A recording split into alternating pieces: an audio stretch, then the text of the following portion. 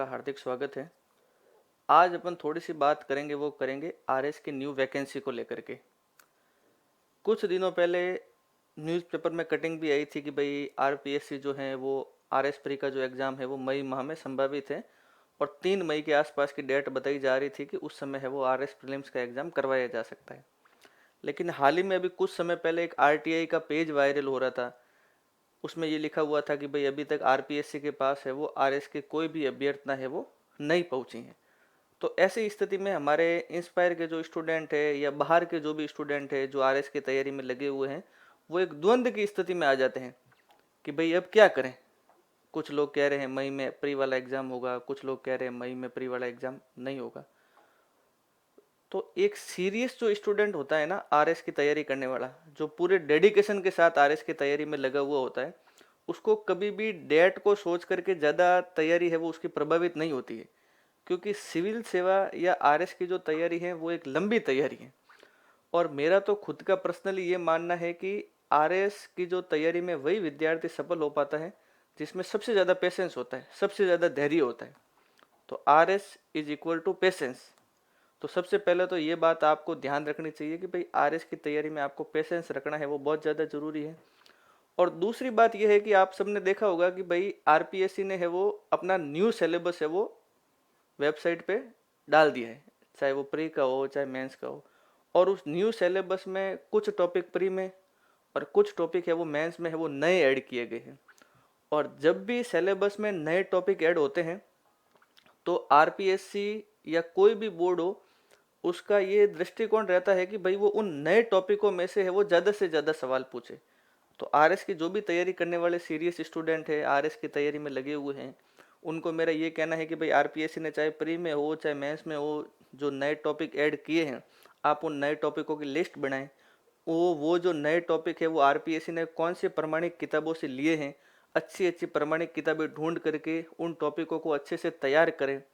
Pre वाले अच्छे से टॉपिक, नए टॉपिक तैयार करें, मेंस वाले टॉपिक है वो अच्छे से तैयार करें।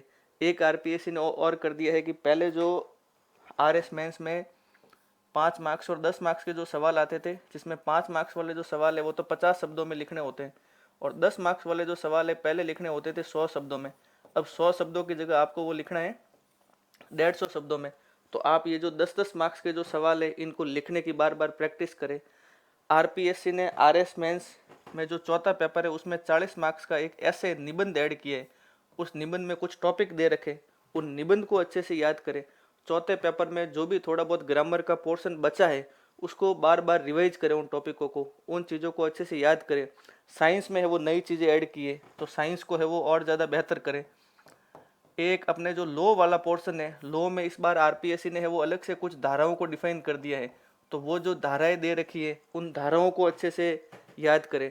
और डेली क्या करना है, और डेली आप करंट पर बहुत अच्छी पकड़ बनाएं। करंट समसामयिकी वाला जो पोर्शन है वो चाहे राजस्थान का हो चाहे भारत का हो चाहे अंतर्राष्ट्रीय हो, मतलब राजस्थान का हो, भारत का हो या अंतर्राष्ट्रीय हो, करंट पर अच्छी पकड़ बनाए। डेली न्यूज़पेपर पढ़ें। एक काम आपको और क्या करना है, अभी हाल ही में है वो राजस्थान इकोनॉमिक सर्वे आया है। एक तो आया है बजट और एक आया है सर्वे, देखा होगा आपने। तो बजट और सर्वे के शॉर्ट नोट्स बनाए, डिटेल नोट्स बनाए, इनको अच्छे से तैयार करें। एक पिछला जो आरएस प्री हुआ था उसमें ये हुआ था कि इंडियन इकोनॉमिक सर्वे से भी है वो 3-4 सवाल आए थे। तो इंडियन इकोनॉमिक सर्वे के जो 3 सबसे ज़्यादा इंपॉर्टेंट चैप्टर होते हैं, एग्रीकल्चर, इंडस्ट्री और सर्विस सेक्टर वाला, इन तीनों चैप्टरों के अच्छे से नोट्स बनाए। तो मतलब इंडियन इकोनॉमिक जो सर्वे है उसको भी अच्छे से याद करना है। सर्वे कौन सा, एक तो राजस्थान वाला और एक इंडिया वाला, इन दोनों को है वो आपको अच्छे से याद करना है। इस सर्वे का थोड़ा सा ध्यान रखें। करंट वाला जो पोर्शन है जिसमें लगभग 20 के आसपास सवाल आते हैं, उस पोर्शन को बहुत अच्छे से देखना है। स्पोर्ट्स एंड योगा में अब आरपीएससी वो ज़्यादा डेप्थ में जाने लगी है। तो करंट में जो स्पोर्ट्स एंड योगा वाला जो पोर्शन है, मतलब जो स्पोर्ट्स वाला जो पर्सन है, सॉरी योगा तो वो मेंस में था, अब उसको पॉलिटी में ऐड कर दिया। तो स्पोर्ट्स वाला जो पोर्शन है उसको बहुत अच्छे से करें, ताकि अगर आरपीएससी डेप्थ में जाकर के अगर स्पोर्ट्स के 1-2 सवाल पूछ भी रही है तो वो भी आपके आराम से सही हो जाए। एक क्या करना है, एक जिन सब्जेक्ट का ज़्यादा वेटेज है, ज़्यादा वेटेज का मतलब मेरा एक मानना है कि क्रॉस बेनिफिट रेशियो, उन सब्जेक्ट को हमेशा बार बार रिवाइज करना चाहिए। जैसे आरएस प्री की अगर बात करें तो आरएस प्री में राजस्थान वाले पोर्शन से अकेले है वो 55 सवाल आते हैं। कितने सवाल आते हैं राजस्थान वाले पोर्शन से? 55 सवाल। तो राजस्थान वाले पोर्शन को है वो बार बार रिवाइज करें। मैथ और रीजनिंग दोनों के मिला करके है वो लगभग 20 सवाल आते हैं।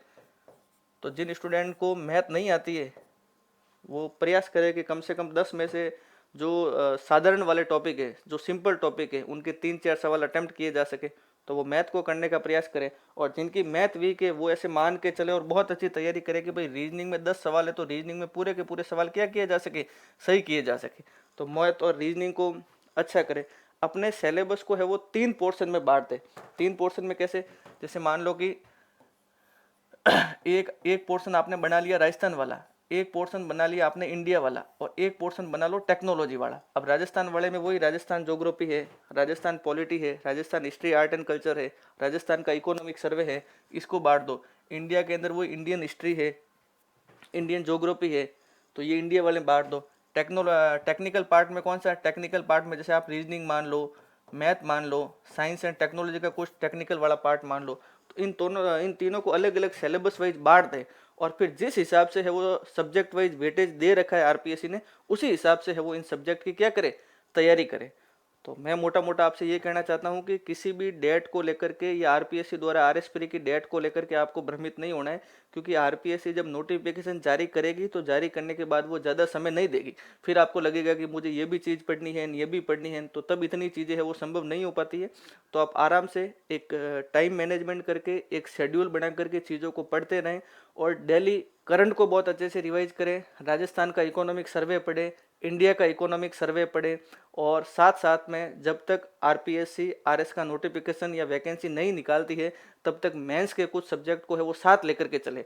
और अभी जो सब्जेक्ट आप पढ़ रहे हैं जो प्री और मेंस में कॉमन है, उन सब्जेक्ट को तो इतना अच्छे से पढ़े कि जब एक बार आपका प्री हो जाए तो मेंस के समय आपको उन सब्जेक्ट को है वो वापस देखने की जरूरत ना पड़े। जैसे अभी अगर आप इंडियन पॉलिटी पढ़ रहे हैं तो इंडियन पॉलिटी को इतना अच्छे से करें कि वो प्री में ही इतनी अच्छी हो जाए कि जब मेंस का एग्जाम हो उससे पहले आपको ज़्यादा उसको देखने की जरूरत नहीं पड़े। तो जो कॉमन सब्जेक्ट है उनको बहुत अच्छे से रिवाइज करें, जो मेंस वाले सब्जेक्ट हैं उनको साथ साथ लेते हुए चलें, और जिस समय प्री की डेट आ जाए उस समय आप पूरे और मतलब फुल मोड में है वो प्री की तैयारी में लग जाए। लेकिन तब तक आप मेंस वाली चीज़ें भी थोड़ी थोड़ी साथ करते रहें।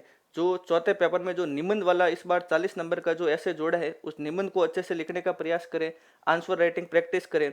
10 मार्क्स के जो सवाल है वो पहले 100 शब्दों में आते थे, अब 150 शब्दों में, तो सीधी सी बात है कि वहाँ लाइनें भी ज़्यादा आएगी, तो उनको भी अच्छे से लिखने का प्रयास करें कि पहले इंट्रोडक्शन देना है, फिर मेन बॉडी, फिर लास्ट में है वो कंक्लूजन देना है। इस प्रकार अपने दिमाग में है वो आंसर की फ्रेमिंग करें, नए नए टॉपिक न्यूज़पेपर से लें, फिर उसमें आप खुद कुछ ना कुछ चीज़ें लिखें। अपने जो सीनियर हैं जिन्होंने 1-2 बार मेंस दिया है, इंटरव्यू दिया है, उनसे अपने आंसर चेक कराएं।